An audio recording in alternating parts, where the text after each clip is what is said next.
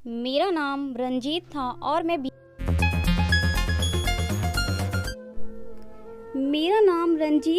मैं बिहार के एक गांव का रहने वाला हूं और नौकरी की वजह से मैं दिल्ली आ गया था। कोई हुनर ना होने की वजह से सड़कों पर मारा मारा फिरने लगा। फिर जब मेरे एक दोस्त ने मुझ पर रहम खाया और मुझे गाड़ी चलाना सिखा दी, उसी दोस्त की बदौलत मुझे एक बंगले में ड्राइवर की नौकरी मिल गई। घर में सिर्फ मालिक, मालकिन और उसकी एक बेटी थी। जब दोस्त ने मेरी जिम्मेदारी ली तो मालिक ने अपनी बेटी की गाड़ी पर मुझे ड्राइवर रख लिया। मालिक की बेटी एक बड़े कॉलेज में पढ़ती थी और मैं उसकी गाड़ी चलाया करता।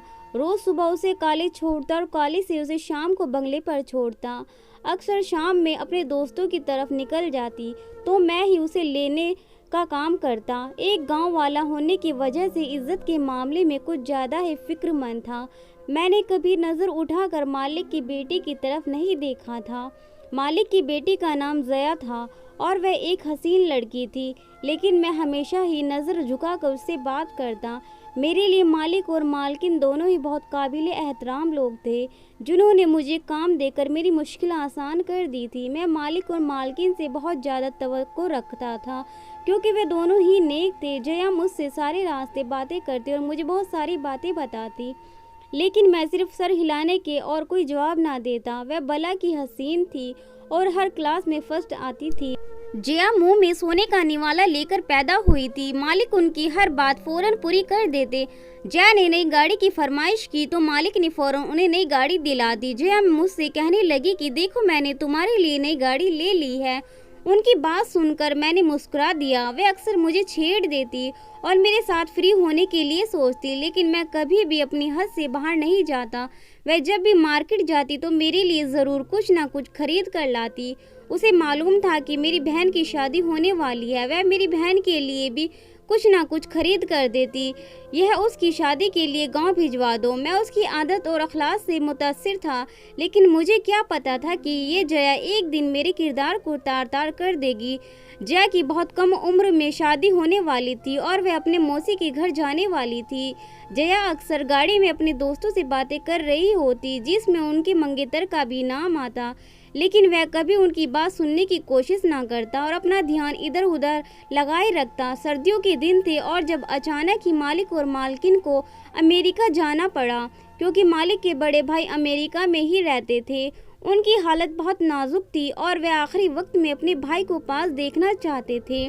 जया के एग्ज़ाम थे, इसलिए वे अपनी इकलौती बेटी को अकेला छोड़कर चले गए। मालिक जाते जाते मेरे कंधों पर ये जिम्मेदारी सौंप गए कि मैं जया को कॉलेज लाने और ले जाने का काम पूरी जिम्मेदारी से करूं और उनका पूरा ख्याल रखूं, क्योंकि मुझे मालिक के साथ काम करते हुए पूरे 2 साल होने वाले थे।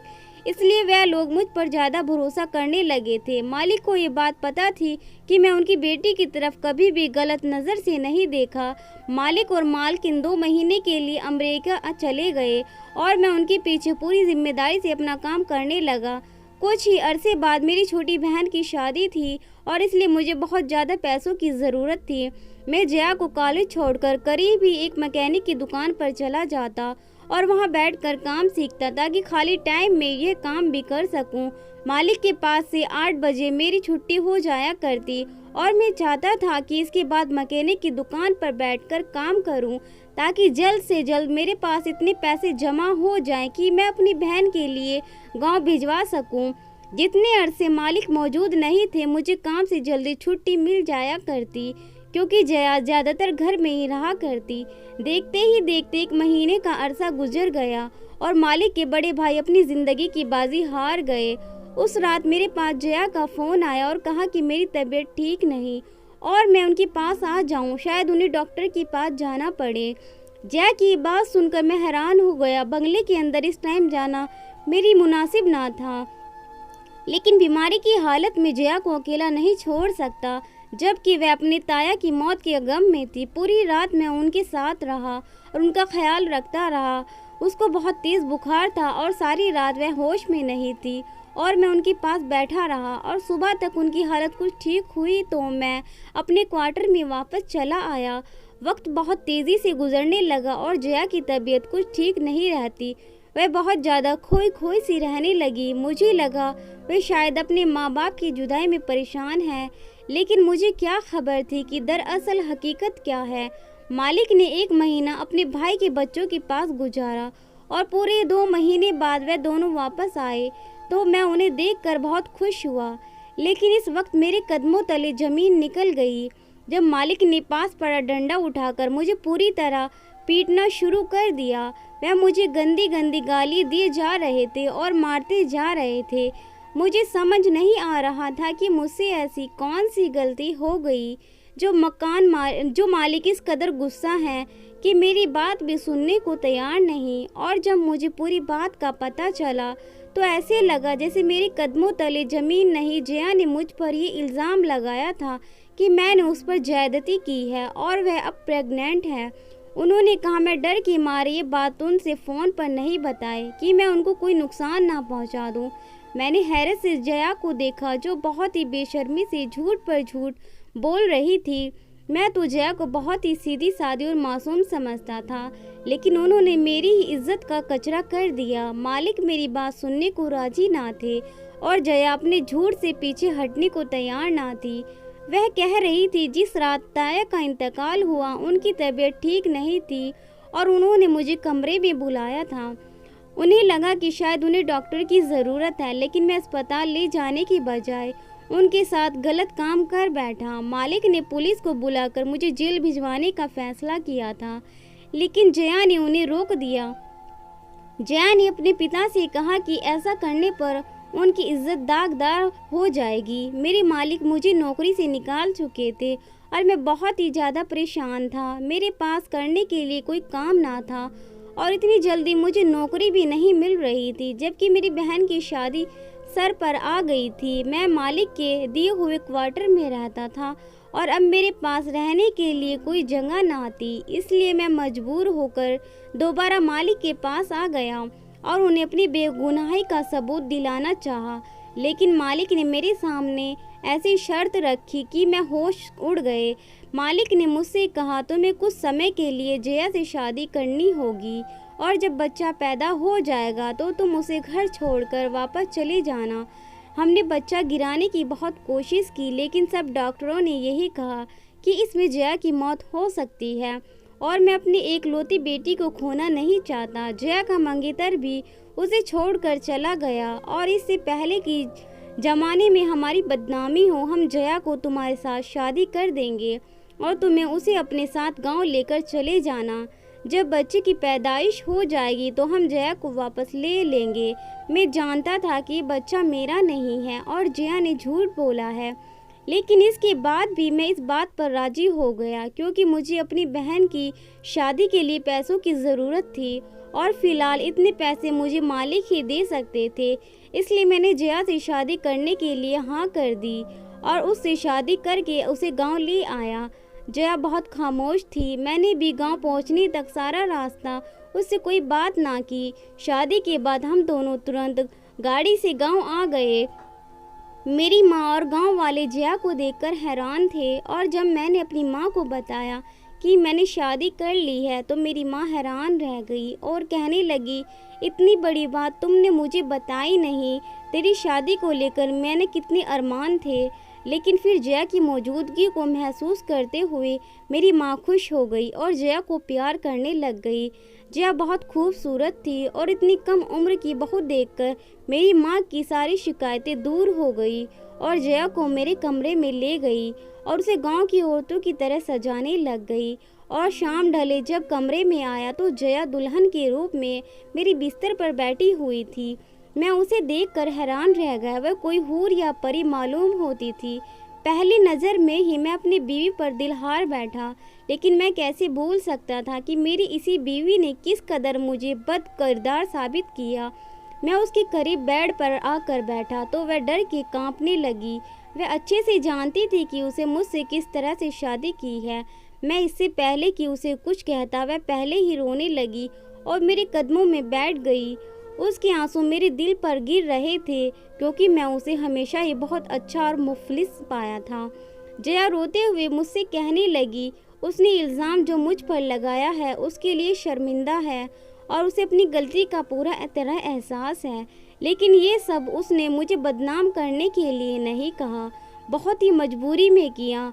मैंने कहर बरसती निगाहों से जया को देखा और उसे साफ शब्दों में कह दिया कि तुमने कितनी भी मजबूरी में ये सब क्यों ना किया हो, लेकिन तुम्हारी इस बात से मेरी इज्जत नीलाम हो गई।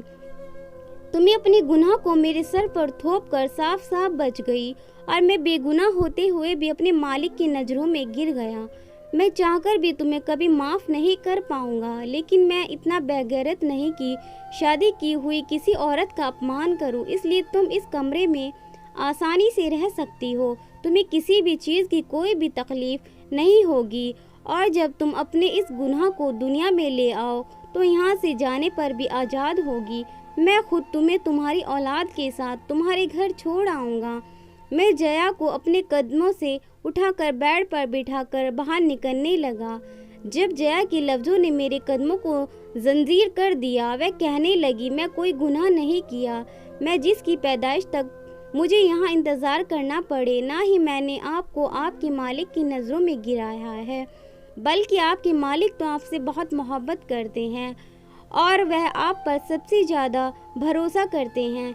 इसलिए आपके मालिक ने अपनी ज़िंदगी की सबसे कीमती चीज़ आपके हवाले कर दी है और यह मुझे हुक्म दिया है कि शादी के बाद सारी हकीकत मैं आपको बता दूं।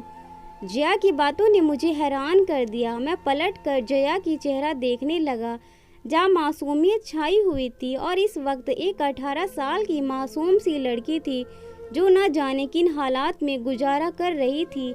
जया कहने लगी, वह प्रेग्नेंट नहीं है, बल्कि उसके पिता ने मुझसे झूठ कहा और उसके पिता ने ये सब बहुत मजबूरी में किया क्योंकि वे अपनी बेटी की जान बचाना चाहते थे। जया ने करीब आकर मेरे हाथ अपने हाथों में थाम लिया और अपने साथ मुझे अपने बेड पर बिठा लिया। मुझे बहुत धीमे लफ्ज़ों में ये बात बता रही थी और मैं गुमसुम सा उसकी बात सुन रहा था।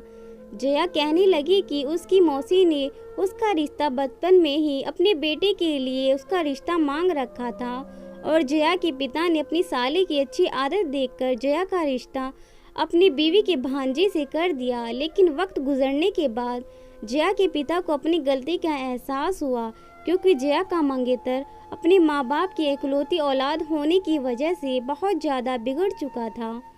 उसके पास ना ही पैसे की कमी थी और ना ही रोक टोक करने वाली उसकी माँ कभी भी अपने बेटे को गलत बात पर नहीं टोकती थी। और जैसे जैसे वह बड़ा होता जा रहा था वह अय्याश होता जा रहा था। जया कहने लगी, जब उसके माँ बाप अमेरिका गए हुए थे तो उसने कई दफ़ा मेरे साथ ज़बरदस्ती करने की कोशिश की और एक दफ़ा तो वह शराब पीकर आया और जया के साथ बदतमीज़ी करने की कोशिश की, लेकिन उसने खुद को कमरे में बंद करके अपने आप को बचा लिया।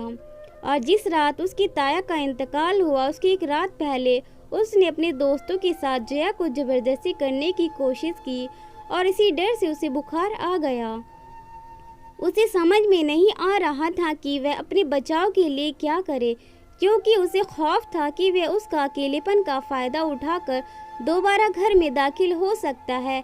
इसलिए उसने मुझे अपने कमरे में सारी रात बिठाए रखा। वह उससे कहीं ज़्यादा मेरे किरदार पर भरोसा करती थी। अपने माँ बाप के वापस आते ही उसने एक एक बात अपने माँ बाप को बता दी।